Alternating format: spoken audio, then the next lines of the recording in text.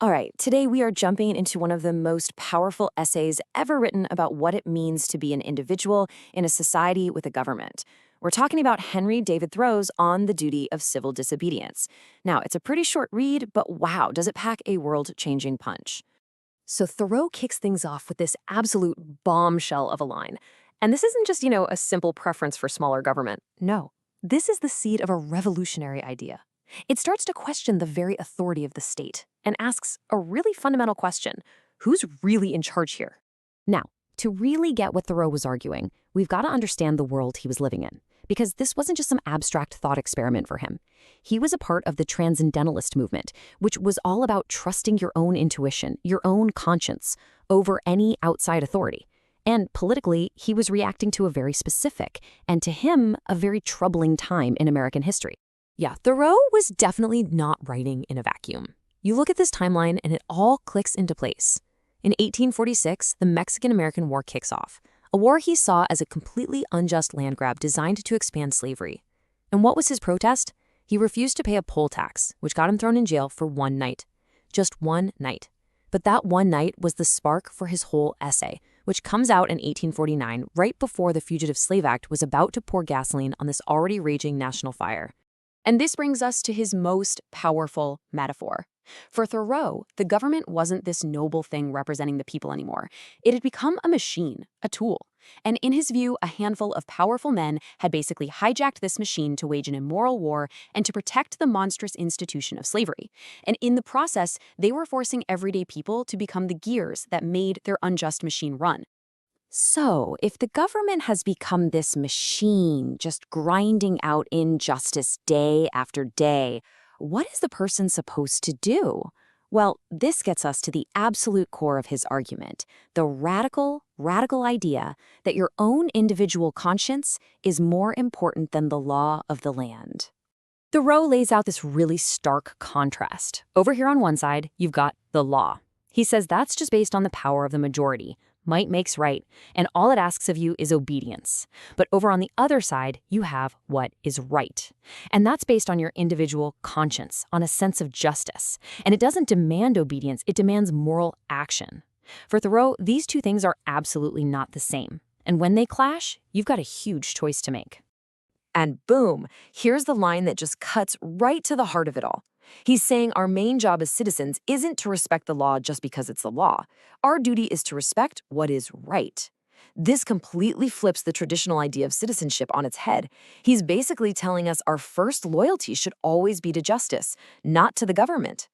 And let's be super clear. When Thoreau says conscience, he means it in the absolute strongest way possible. For him, it's the supreme moral guide. It's not a suggestion box in your head. He argues it is the only obligation you are truly required to follow, period. This is the bedrock of his entire philosophy. Everything else is built on this. Okay, so if our conscience is the king, the ultimate guide, that leads us straight to the most radical and, well, the most practical part of the essay. What do you actually do when the law tells you to do something that your conscience screams is wrong? Thoreau lays it out with this incredibly simple yet powerful four-step logic. Step 1, an unjust law exists. Can't argue with that. Step 2, if you obey that law, you aren't a bystander anymore. You become an agent of that injustice. Step 3, therefore, it becomes your moral duty to break that law. And finally, step 4, your act of defiance, your entire life, should become what he famously called a counterfriction to stop the machine.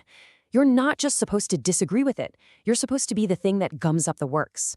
And this is exactly why he was so tough on his neighbors. He saw thousands of people who were, in their opinion, against slavery in the war. But what did they do about it? Nothing. They cast what he called a cheap vote and then went right back to their lives. For Thoreau, that's completely useless. He says the only thing that's real, the only thing that actually changes anything, is action that comes from principle. And that thinking leads to this, his most famous, most challenging statement. What's so incredible about this line is how it just completely flips the script on power. He's saying that in a society that's unjust, prison isn't a place of shame. It's actually the only place of honor for a just person. Because by accepting imprisonment, you are publicly withdrawing your consent to be governed by that injustice, and you're exposing the state's immorality for everyone to see. It is an absolutely incredible idea. But you have to wonder, did it actually have an impact? How did this one little essay, written by one guy after one night in jail, go on to echo through history? Well, the answer is profoundly. The influence is just staggering, really.